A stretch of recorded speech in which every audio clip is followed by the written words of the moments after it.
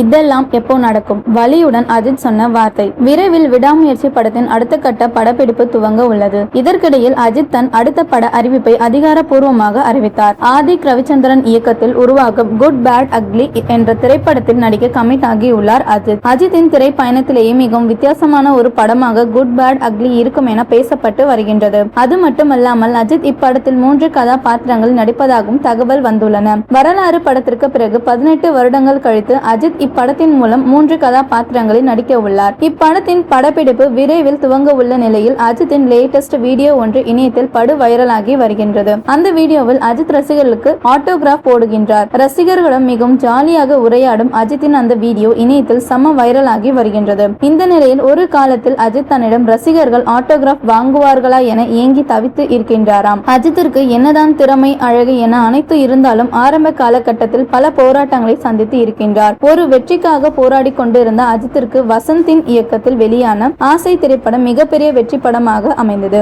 அப்படத்தின் படப்பிடிப்பின் போது அஜித் உதவி இயக்குநர்களில் சிலரிடம் ஏக்கத்துடன் பேசி இருக்கின்றாராம். மறந்த பிரபல நடிகரும் இயக்குனருமான மாரிமுத்து ஆசை படத்தில் உதவி இயக்குனராக பணியாற்றி வந்தார். அப்போது அஜித்தும் மாரிமுத்துவும் நெருங்கி பழகி உள்ளனர். அந்த சமயத்தில் அஜித் மாரிமுத்துவிடம், நான் எப்போ சார் பெரிய ஹீரோவாக மாறுவேன்? ரசிகர்கள் என்னிடம் வந்து ஆட்டோகிராஃப் வாங்குவார்களா, போட்டோ எடுப்பார்களா என ஏக்கத்துடன் கேட்டு இருக்கின்றார். அதற்கு மாரிமுத்து, இந்த படம் வெளியான பிறகு நீங்க ஆசைப்படுற விஷயம் எல்லாம் நடக்கும், கண்டிப்பாக நீங்க பெரிய ஹீரோவாக மாறுவீங்க என நம்பிக்கை கொடுத்துள்ளார். அவர் கூறியதை போலவே ஆசை படம் வந்த பிறகு ரசிகர்கள் மத்தியில் பிரபலமான ஹீரோவாக உருவெடுத்தார் அஜித்.